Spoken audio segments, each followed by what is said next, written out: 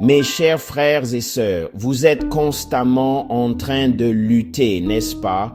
Vous combattez le chaos, vous vous débattez avec vos soucis, vous essayez simplement de maintenir toutes les pièces de votre vie ensemble. Vous poussez plus fort, vous travaillez plus longtemps et vous priez avec cette intensité, presque désespérée, pour finir plus épuisé et anxieux qu'au début.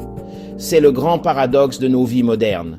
Plus nous luttons pour le contrôle, plus il nous échappe, nous laissant essouffler et totalement submergés.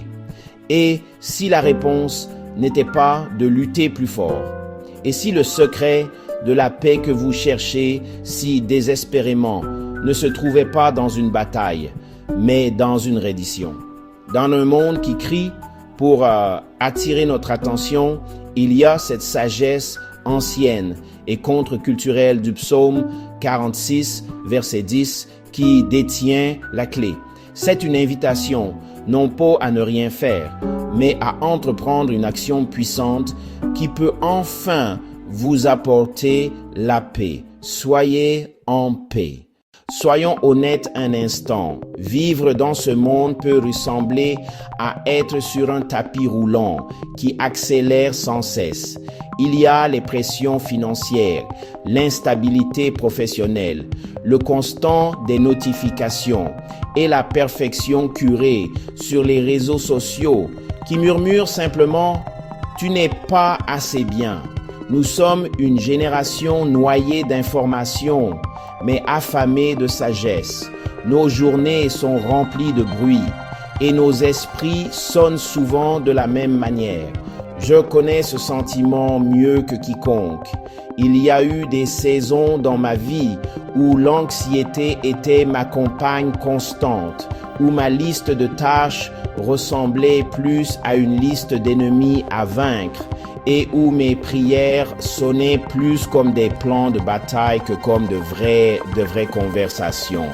J'étais un pro pour traverser la vie en serrant les dents, convaincu que si je pouvais juste organiser assez, planifier assez et contrôler assez, je pourrais enfin trouver un peu de paix. Mais ça n'a jamais fonctionné. Tout mon acharnement m'a juste enfoncé plus profondément dans un fossé d'épuisement. Mes tentatives pour tout contrôler ne m'ont rendu que plus effrayé de tout perdre. Cette lutte constante ressemble à une arme que nous utilisons contre le chaos. Mais vous êtes-vous déjà arrêté pour vous demander, et si nous utilisions la mauvaise arme? Et si Dieu nous invitait simplement à poser nos armes? Donc, quand la Bible nous dit dans le psaume 46, verset 10, « Soyez en paix et sachez que je suis Dieu », qu'est-ce que cela signifie vraiment? Pour beaucoup d'entre nous, « Soyez en paix » nous fait penser à s'asseoir en silence ou à être simplement passif. Mais l'hébreu original révèle un sens bien plus profond et actif.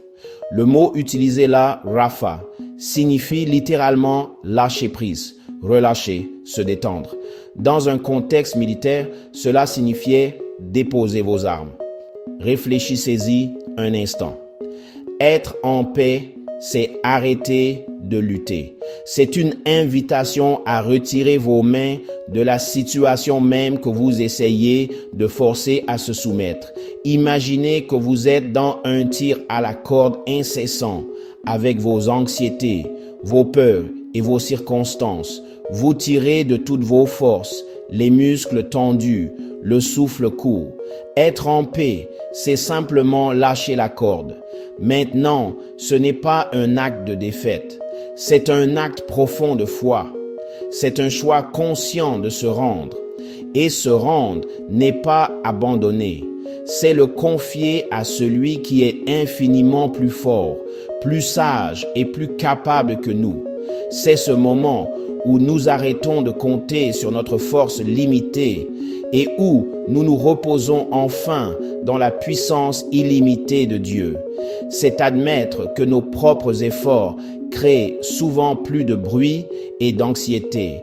Et c'est dans cette reddition que nous dégageons enfin le chemin pour que Dieu agisse. Donc, plutôt qu'un acte passif, être en paix est peut-être le geste le plus puissant et courageux que vous puissiez faire. Remarquez la séquence divine dans ce verset. Soyez en paix et alors sachez que je suis Dieu. La paix vient en premier. La connaissance suit. Les deux sont profondément liés. Vous ne pouvez pas vraiment connaître la paix de Dieu tant que votre âme est dans un état de lutte frénétique et anxieuse. Notre inquiétude est comme un orage furieux et il est impossible d'entendre un murmure dans un orage. Quand nous arrêtons de lutter, quand nous lâchons la corde, nous apaisons la tempête à l'intérieur de nos propres cœurs. C'est seulement dans cet espace calme que nous pouvons commencer à percevoir vraiment la réalité qui était là tout au long. Dieu est présent. Dieu est aux commandes. Nous voyons un beau tableau de cela dans l'histoire de Marie et Marthe. Tandis que Marthe était distraite par beaucoup de services, anxieuse et troublée par tant de choses, Marie a choisi de s'asseoir simplement aux pieds de Jésus. Elle a choisi d'être en paix. Et Jésus dit à Marthe que Marie a choisi la meilleure part, la seule chose vraiment nécessaire. La paix de Marie lui a permis de se connecter avec Jésus, tandis que la lutte de Marthe ne faisait que la remplir d'anxiété. Cette connaissance qui vient de la paix n'est pas juste une connaissance intellectuelle. Ce n'est pas un accord mental avec un fait. C'est une reconnaissance expérientielle au niveau du cœur de qui est Dieu. C'est la différence entre lire sur une carte que Dieu est notre refuge et courir réellement dans ce refuge pendant une tempête et sentir sa protection. Et ne vous y trompez pas, le psaume 46 a été écrit pendant une tempête. Il a probablement été composé pendant une période de crise nationale avec des nations ennemies enragées et des royaumes chancelants. Le psaume ne promet pas l'absence de problème. Il commence par déclarer « Dieu est notre refuge et notre force, un secours toujours présent dans la détresse. » La paix qu'il offre n'est pas celle de circonstances parfaites, mais celle de la présence parfaite de Dieu dans nos circonstances imparfaites. Tout cela semble merveilleux en théorie, n'est-ce pas? Mais comment faisons-nous cela en pratique? Comment trouvons-nous cette paix quand notre cœur bat la chamade d'anxiété ou quand notre esprit court avec 1000 soucis au milieu de la nuit? Essayons quelque chose ensemble, tout de suite. C'est une pratique simple basée sur les mots du psaume 46, verset 10. C'est une façon de faire passer cette vérité de votre tête à votre cœur. Je veux vous inviter à trouver un endroit confortable. Vous pouvez fermer les yeux si cela vous aide à vous concentrer. Prenons une profonde inspiration et en expirant, relâchez simplement la tension dans vos épaules. Asseyez-vous simplement dans cette paix un moment. Sentez le rythme de votre propre souffle. Vous venez de faire quelque chose de puissant.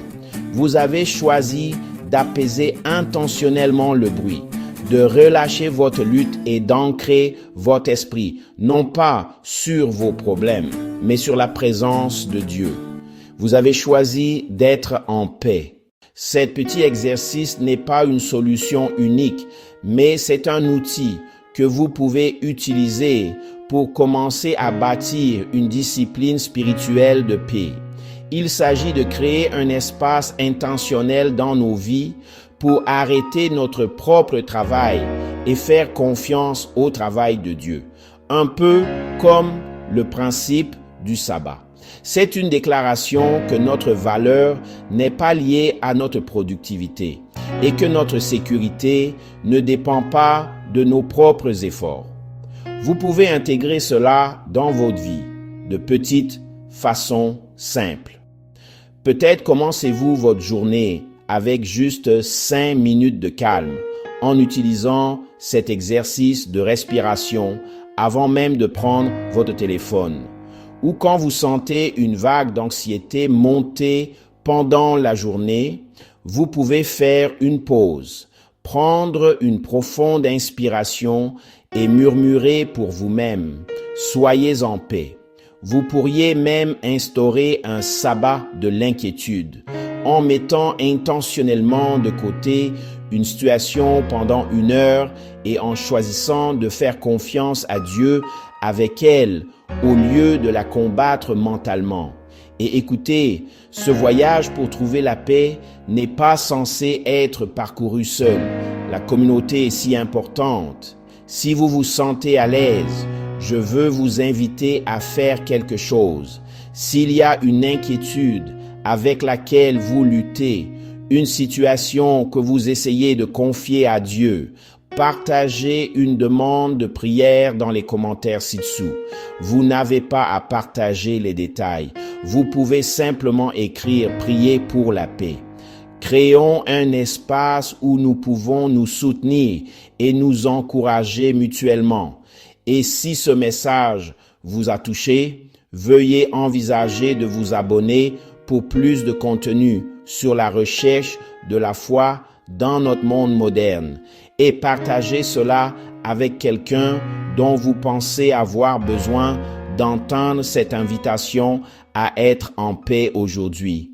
La paix que vous cherchez ne se trouvera pas en luttant plus fort, en vous acharnant plus ou en essayant de contrôler chaque détail de votre vie.